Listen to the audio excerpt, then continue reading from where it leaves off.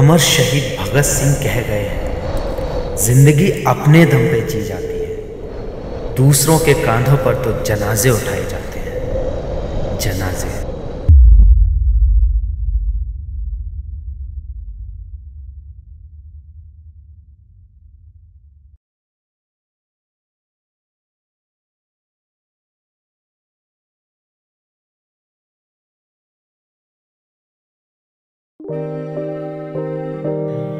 कहते हैं हर कोई अपनी किस्मत ऊपर से लिखवा कर आता है। हर किसी के पास कुछ ना कुछ खास जरूर होता है।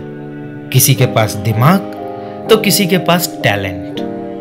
पर कोई भी इंसान शरीर से अपाहिज नहीं होता।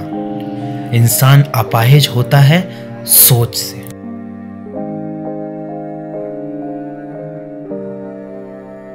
जिंदगी में अगर कुछ करना है तो बिना हाथ पैर के भी बहुत कुछ कर सकते हैं, और अगर नहीं करना है तो हाथ पैर वाले भी कुछ नहीं कर सकते।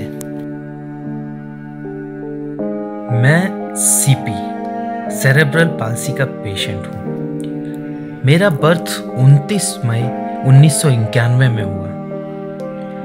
मेरे जन्म के 6 से 7 महीने के बाद ही डॉक्टर ने मेरे मम्मी पापा को बता दिया था कि मैं ना चल पाऊंगा, ना बोल पाऊंगा, ना सुन पाऊंगा, और मेरा दिमाग वो भी आम बच्चों से पीछे चलेगा। पर मेरे मम्मी पापा का मन कहाँ मानने वाला था। वो ना जाने कितने डॉक्टर्स के पास ले गए, और आज भी मेरा ट्रीटमेंट चल ही रहा है। उस टाइम हमारी जॉइंट फैमिली थी, और मेरे पापा बस ड्राइवर थे, इसलिए उन्हें उनके काम से फुर्सत ही नहीं मिलती थी। और हमारी जॉइंट फैमिली बस नाम की जॉइंट थी।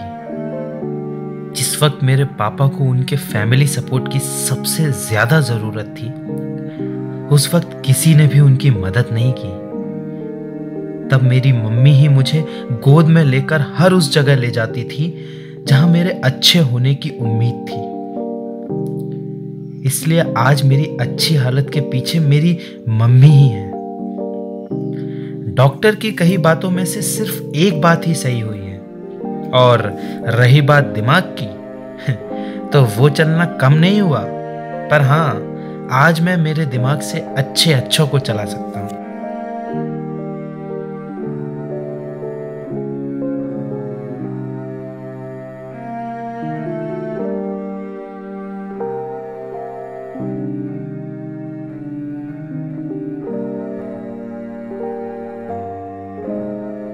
मैं ये अच्छी तरह जानता हूं कि मेरे मम्मी पापा को हमेशा मेरी ही फिक्र लगी रहती है। वो हमेशा यही सोचते रहते हैं कि उनके बाद मेरा क्या होगा। और उनका सोचना स्वाभाविक है, क्योंकि आज के दौर में हर रिश्ता मतलब का है।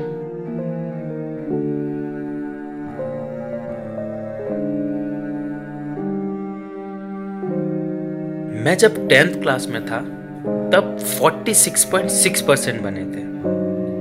तब सभी ने मुझसे कॉमर्स सब्जेक्ट लेने के लिए बोला था, पर मेरे दिमाग पर तो सॉफ्टवेयर इंजीनियर बनने का भूत सवार था, क्योंकि उन दिनों मेरा ज्यादा समय कंप्यूटर फॉर्मेट करने में ही निकलता था।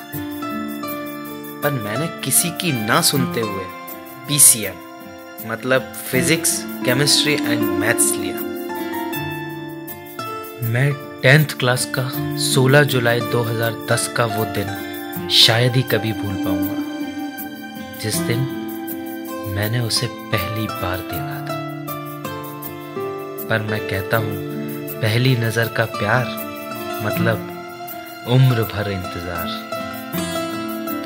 पर मुझ जैसे लोगों को तो प्यार करने का भी हक नहीं, और अगर हो जाए तो लोग तानाशाही से कहते हैं। ऐसे लोगों में एक गुण ज्यादा ही होता है।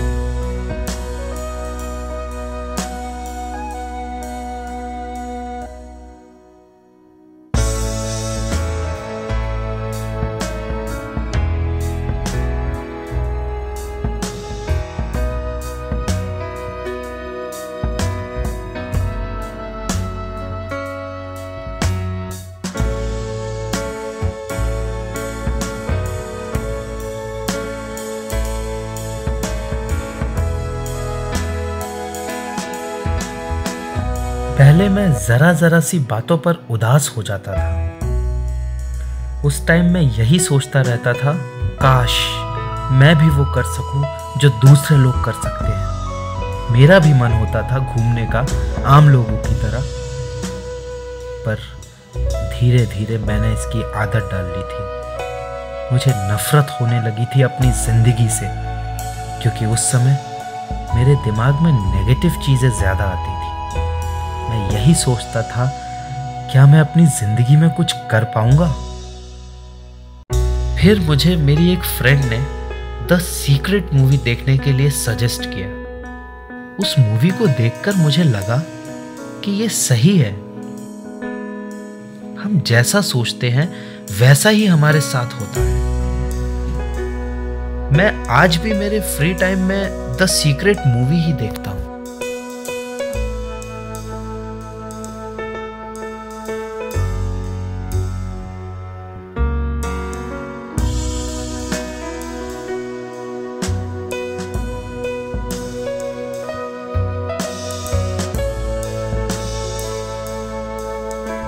स्कूल लाइफ का भी मजा ही अलग था। उन दिनों बस क्लास में पास होने की टेंशन रहती थी।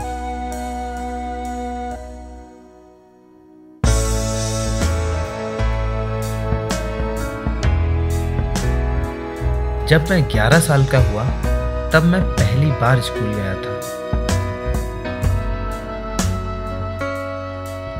क्योंकि उससे पहले मैं ठीक से बैठ भी नहीं पाता था।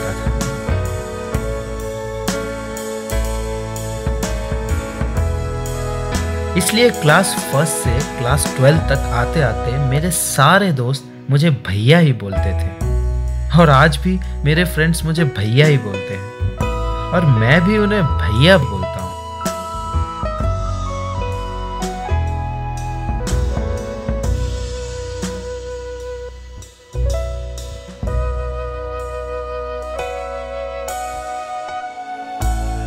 पहले मैं हर चीज से बहुत डरता था, फिर वो बात चाहे कोई जानवर की हो या किसी से बात करने की, मुझ में बिल्कुल भी कॉन्फिडेंस नहीं था।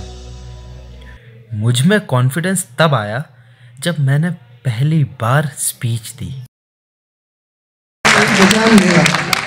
फिक्र में बच्चों की कुछ इस तरह घुल जाती है माँ, जवान होते हुए भी बूढ़ी नजर आती है माँ।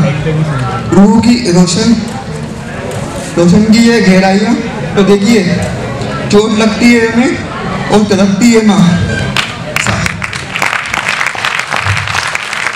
सामने बच्चों की खुश रहती है माँ, हर हाल में रात में चुप के अश्क बहाती है माँ। कब जरूरत हो मेरे बच्चे को सोचकर जागती रहती है आंखें और सो जाती है माँ। मांगती नहीं कुछ अपने लिए खुदा से, अपने बच्चों के लिए दामन फैलाती है माँ। जिंदगी के सफर में गर्दिशों की धूप में जब कोई साया नहीं मिलता तो याद आती है माँ। प्यार कहते हैं किसे और ममता क्या है, क्या चाहिए? कोई उन बच्चों से पूछे जिनकी नहीं होती है माँ। क्या हम खुशियों में भूल जाए दोस्तों, जब मुसीबत सर पर आए तो याद आती है माँ। उम्र भर घायल ना होना, खुद की याद से रात दिन अपने अमल से समझाती है माँ। शुक्र हो ही नहीं सकता कभी इस बात का, मरते मरते भी जीने की दुआ दे जाती है माँ। मौत के आगोश में जब थक के सो जाती है माँ, तब कहीं जाकर थोड़ा सुकून पाती है माँ। अपनी आंखों को भिगोया, आशीर्वाद उनका हमेशा हमने पाया। हर खुशी को मेरे पहले उन्होंने जाना, असमंजस को के पलों में अपना विश्वास हम पे दिखाया। उनके इस विश्वास को हमने अपना आत्मविश्वास बनाया। ऐसे पिता के प्यार से बड़ा कोई प्यार न पाया। लेकिन अब भी अंदर के डर को पूरी तरह बाहर निकालना बाकी था। फिर मैंने धीरे धीरे स्कूल में हो रही एक्टिविटीज में पार्ट लेना शुरू किया।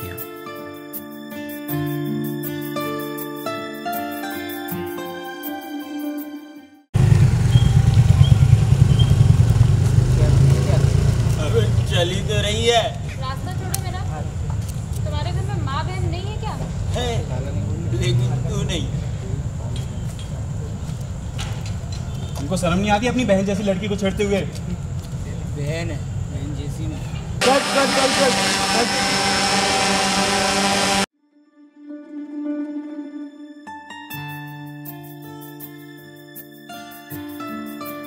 12th क्लास में मुझे एक दोस्त मिला। उसका नाम रोहित शर्मा है। वो केरला का रहने वाला है, इसलिए हम सब उसे अन्ना कहकर भी बुलाते हैं। उस टाइम मेरी कंप्यूटर रिपेयरिंग की शॉप थी। रोहित ने ही मुझे बताया था कि YouTube से कैसे अर्न करते हैं। फिर उसी ने मुझे मेरे हुनर से पहचान कराई।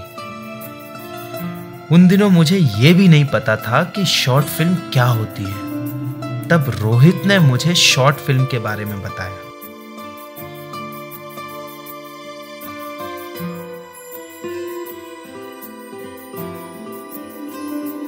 मुझे आज भी वो दिन अच्छे से याद है जब हम दोनों ने हमारी पहली शॉर्ट फिल्म बनाई थी। उसे आज भी देखता हूं तो हंसी आ जाती है।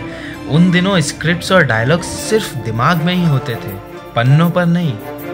और कैमरा जुगाड़ करके निकल पड़ते थे शूट करने। मूवीज देखने का शौक तो बचपन से ही था। फिर अब तो मुझे मेरी फील्ड मिल गई थी और फिर मैंने मूवीज देख देख कर काफ़ी कुछ सीखा और बहुत कुछ YouTube से भी, क्योंकि ज़िंदगी शुरू होने से लेकर मरते दम तक कुछ ना कुछ सीखते ही रहना चाहिए। इसीलिए कहते हैं नोबडी इज परफेक्ट।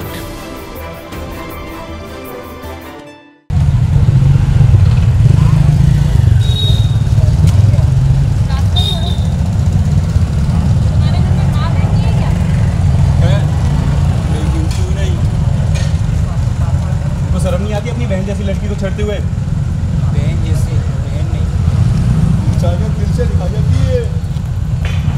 ये हमारी बहन है, ठीक है? अबे ये ईसाई, तू सरदार, ये हिंदू, तू पठान, कहाँ से बहन हुई रे? कट।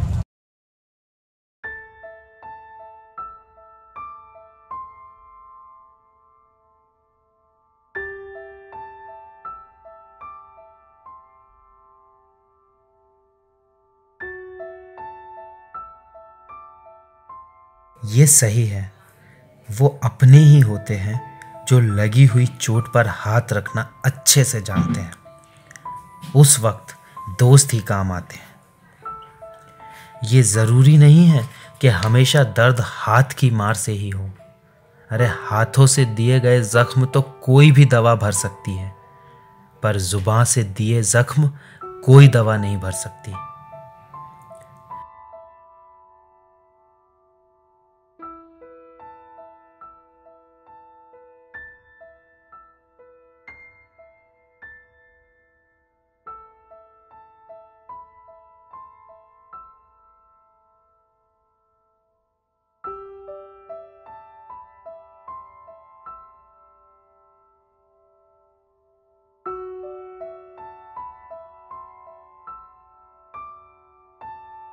ये मेरा बेस्ट फ्रेंड पलाश है। ये मेरा भाई से भी बढ़कर ध्यान रखता है, इसलिए मैं इससे मेरी हर बात शेयर करता हूँ। पहले हमारे घर पास पास में थे, पर आज दूर होकर भी उतने ही पास हैं।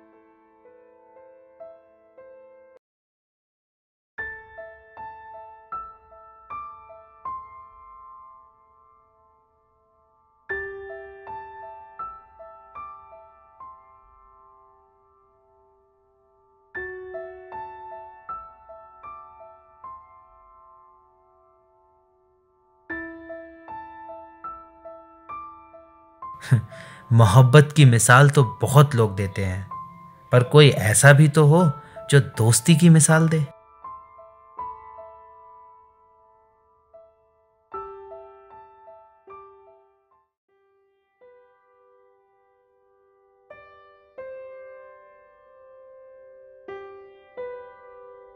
मेरे दोस्त और फैमिली वाले मुझसे हमेशा एक ही बात बोलते हैं कि मुझे गुस्सा बहुत आता है, और ये सही भी है।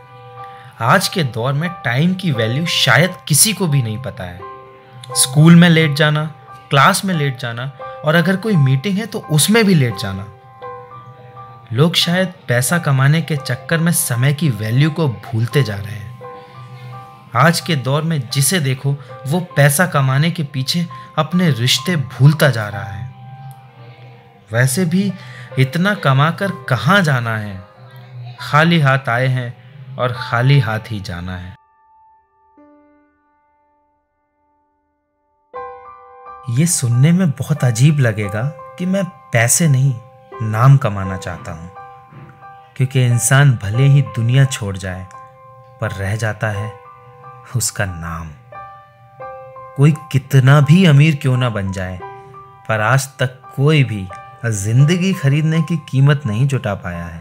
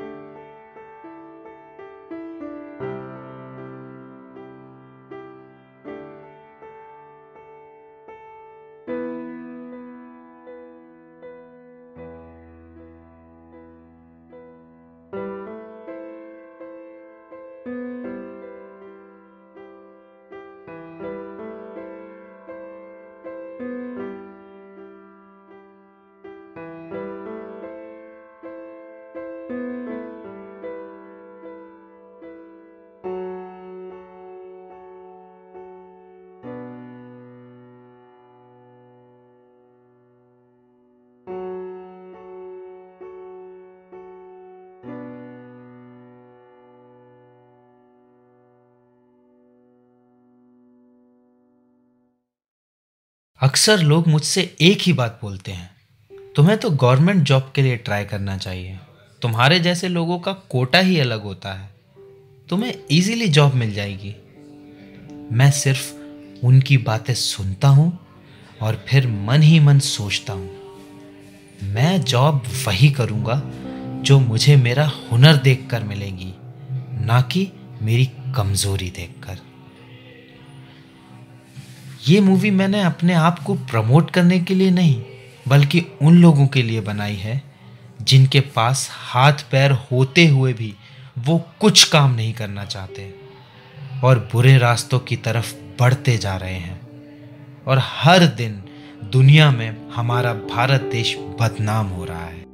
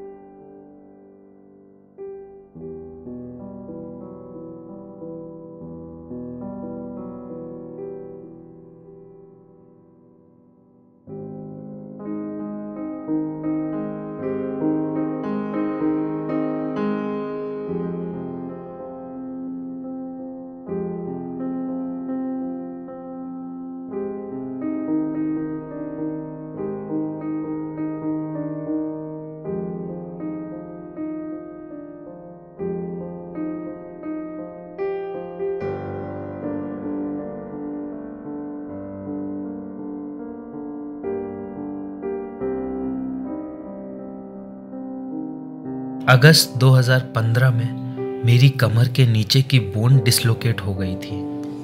डॉक्टर ने ऑपरेशन करके वो बोन तो निकाल दी, पर उस ऑपरेशन के बाद से अभी तक मेरी मेडिसिन चल रही है, क्योंकि ऑपरेशन सक्सेसफुल नहीं हो पाया। ऑपरेशन के बाद से मेरा पैर खुल नहीं रहा है।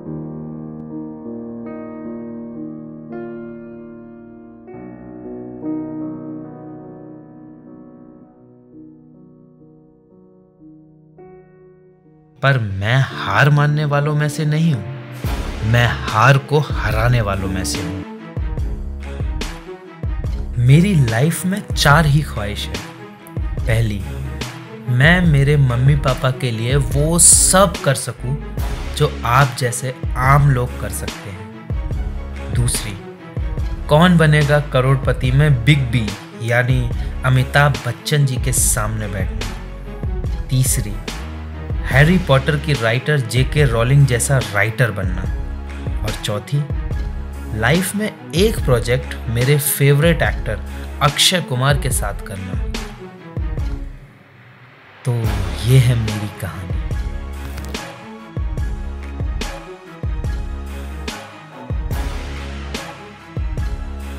अपाहिज वो नहीं जिसके हाथ या पैर नहीं, अपाहिज उन लोगों की सोच है जो अपाहिज को अपाहिज समझते हैं। मैं ये मूवी उन लोगों को डेडिकेट करता हूँ जो अपनी एक कमजोरी के कारण अपने अंदर की बहुत सी खूबियों को मार देते हैं। जिंदगी एक बार मिली है, हंसो और खुल के जियो। मैं बात 7 जन्म की नहीं करता, मैं बात इसी जन्म की करता हूँ। क्या पता अगला जन्म हो या ना हो।